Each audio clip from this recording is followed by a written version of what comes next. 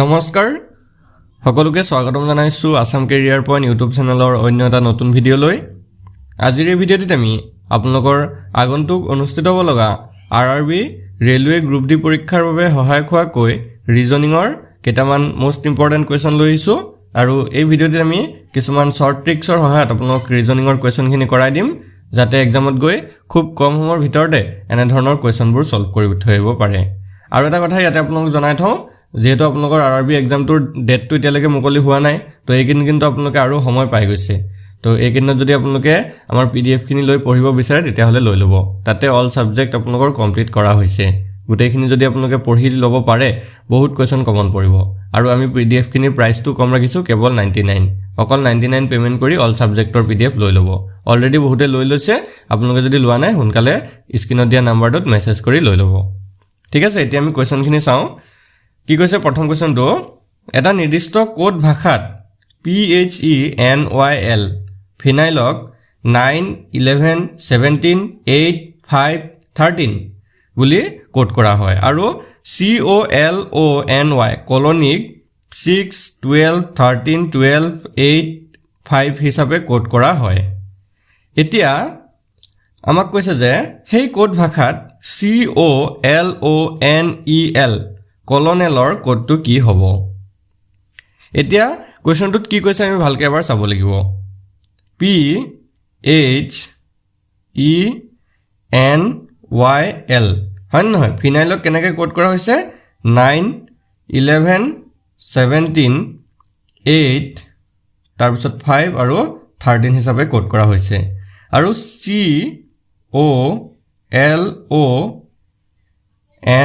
COLONY colony কেনেকৈ code কৰা হৈছে 6 12 13 12 তাৰপিছত 8 আৰু 5 হিচাপে কোড কৰা হৈছে ঠিক আছে এতিয়া সেম এই কোড ভাষাটোত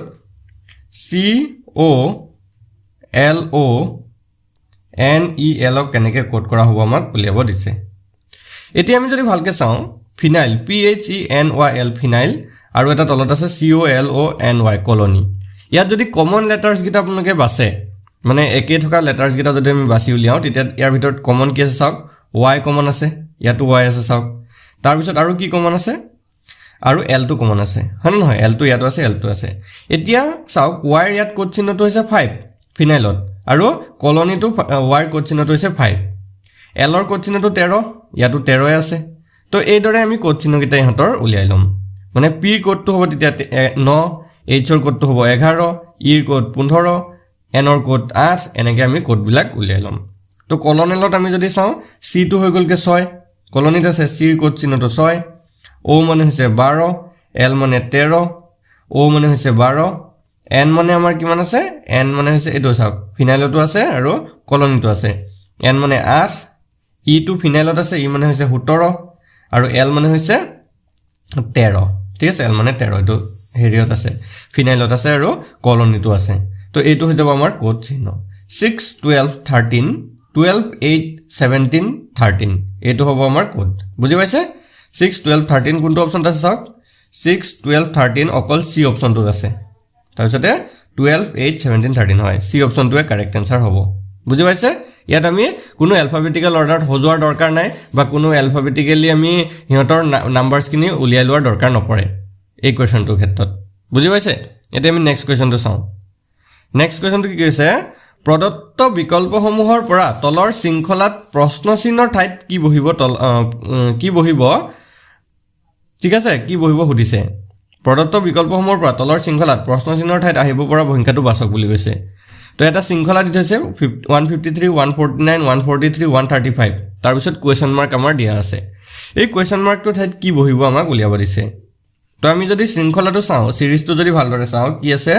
153 মানে তাৰপিছত 149 তাৰপিছত 143 তাৰপিছত 135 ইয়াৰ পিছত আছে কুৱেশ্যন মাৰ্ক এতিয়া আমি যদি এই সিৰিজটো ভালদৰে চাওঁ গোটেইকেইটাতে চাওক কি হৈছে মানে কম হৈ গৈ আছে সংখ্যাটো সৰু হৈ গৈছে মানে মাইনাছ হৈছে তো প্ৰথমটোত যদি চাওঁ -4 হৈছে 153 পৰা 149 তাৰপিছত 149 পৰা 143 -6 হৈছে তা 143 পৰা 135 -8 হৈছে তো এইটো ভালদৰে ধৰিব পাইছে না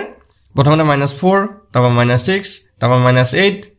তাৰপিছত কি হ'ব লাগে তাৰপিছত হ'ব লাগে -10 কাৰণ 2 কে বাঢ়ি গৈছে হয় নহয় প্ৰথমতে চাওক -6 ৰ পৰা -4 ৰ পৰা -6 লৈ গেপটো 2 6 ৰ পৰা 8 লৈকে গেপটো 2 তে 8 ৰ পৰা গেপটো কিমান হ'ব 2 হ'ব লাগিব তো এতিয়া 135 ৰ পৰা যদি 10 মাইনাস কৰো তেতিয়া এটো 125 ওলাব হয় না নহয় 135 ৰ পৰা -10 কৰিলে 125 ওলাব অপচন ইয়াৰ ভিতৰত C2 হ'ব কাৰেক্ট আনসাৰ খেলিমেল লাইন লগা বুজি পাইছে সকে আগবঢ়িব পাৰো আমি এতিয়া নেক্সট কোৱেশ্চনটোলে নেক্সট কোৱেশ্চনটো চাওক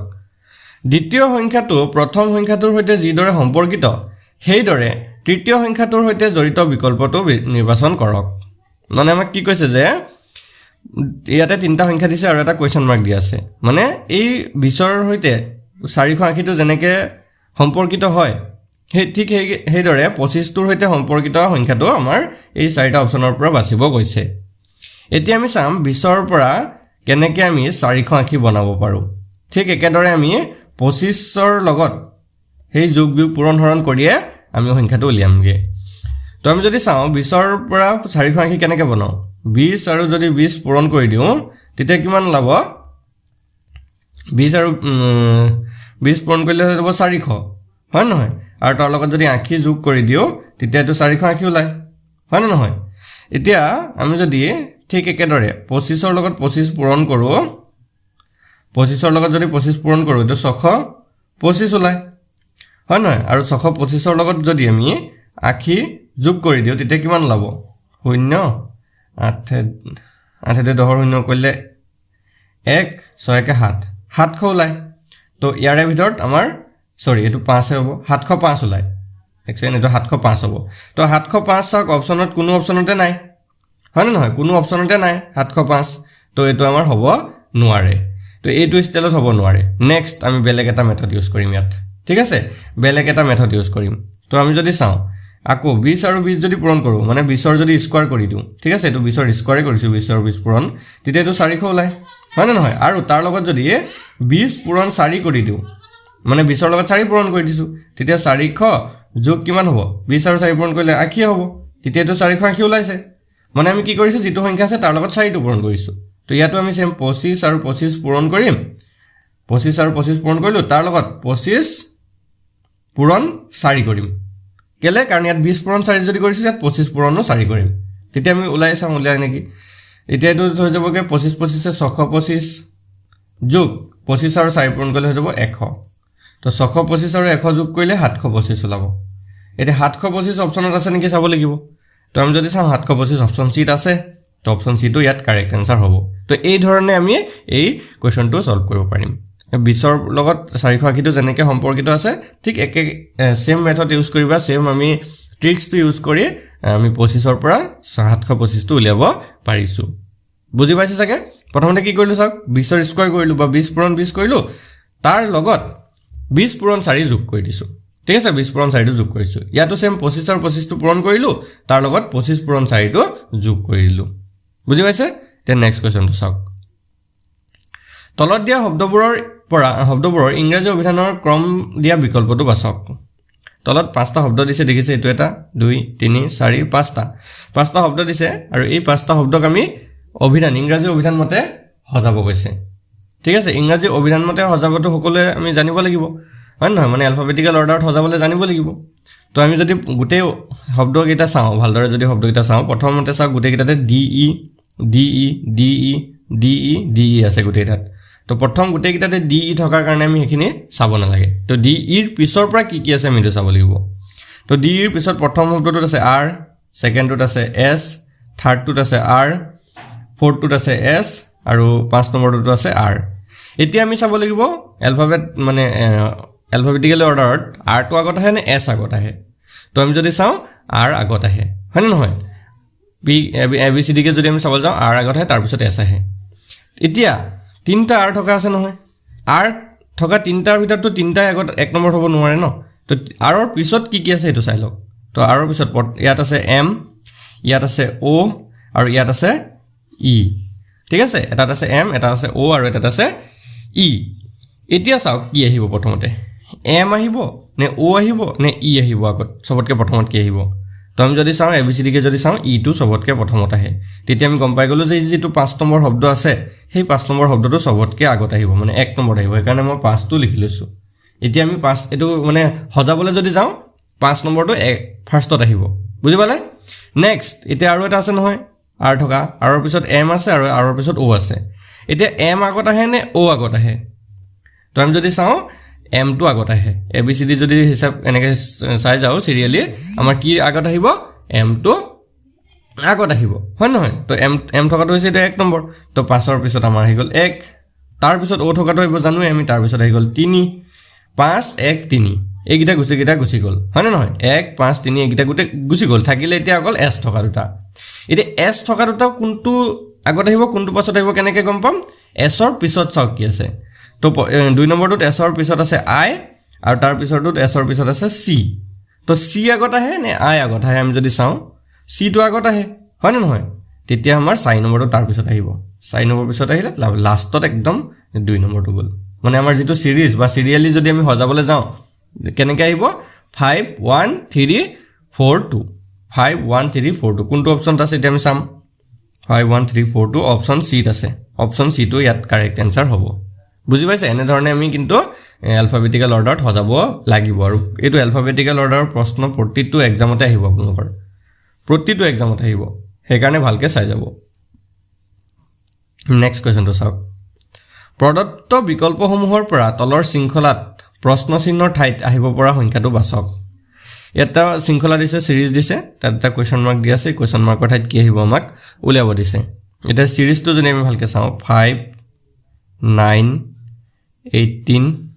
34 তাৰ পিছতে কোৱেশ্চন মাৰ্ক তাৰ পিছত আছে 95 হল এতিয়া 5 ৰ পৰা 9 কিমান বাঢ়িছে এটো যদি আমি চাওঁ +4 হৈছে 9 ৰ পৰা 18 কিমান বাঢ়িছে +9 হৈছে 18 ৰ পৰা 34 কিমান বাঢ়িছে +16 হৈছে এতিয়া চাওক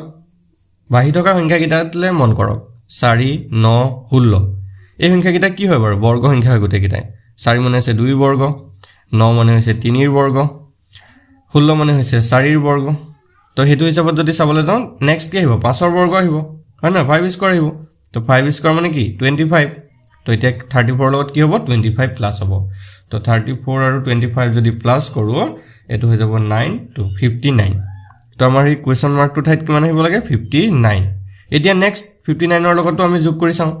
তো এটো 2 স্কয়াৰ 3 স্কয়াৰ 4 স্কয়াৰ 5 স্কয়াৰ এটা আহিব 6 স্কয়াৰ তো 6 স্কয়াৰ মানে 36 এটা 59 ৰ লগত 36 টো প্লাস কৰি চাওঁ আমি হয় নহয় তো 59 ৰ লগত 36 প্লাস কৰিলে 95 ওলাই নাই 9 7 5 কৰিলে 1 5 নে 8 কে 95 ওলাইছে তো আমাৰ কোৱেশ্চন মাৰ্কৰ ঠাইত আহিব লগা সংখ্যাটো 59 হ'ব বুজি পাইছে অপচন ইয়াৰ ভিতৰত সি টো কারেক্ট आंसर হ'ব খেলমিলটো লগা নাই তো আজি আমি এইকিটা কোৱেশ্চনে চালো পাঁচটা কোৱেশ্চনে চালো তো এই পাঁচটা কোৱেশ্চনে যদি আপোনালোকে ভালদৰে চাই যাব পাৰে বা ভালদৰে বুজি পায় তেতিয়া হলে কিন্তু ইয়াৰ পৰা এটা কোৱেশ্চন আহিলেও আপোনালোকৰ বহুত হেল্প হ'ব বুজি পাইছে এনেকুৱা সেম নাহিলেও যদি এইটো মেথডত আহি যায় তেতিয়া হলে আপোনালোকৰ হেল্প হ'ব আৰু যদি আপোনালোকে আৰবি গ্ৰুপ ডি পিডিএফ খিনি লব বিচাৰে তে লৈ লব এটো আমাৰ নাম্বাৰ হয় 8133840965 এই নম্বৰটোত মেসেজ কৰিব মেসেজ কৰি কেৱল 99 টকা এটা পেমেন্ট কৰিলে আৰবি গ্ৰুপ ডিৰ অল সাবজেক্টৰ পিডিএফ আমি আপোনালোকক সেন্ড কৰি দিম ধন্যবাদ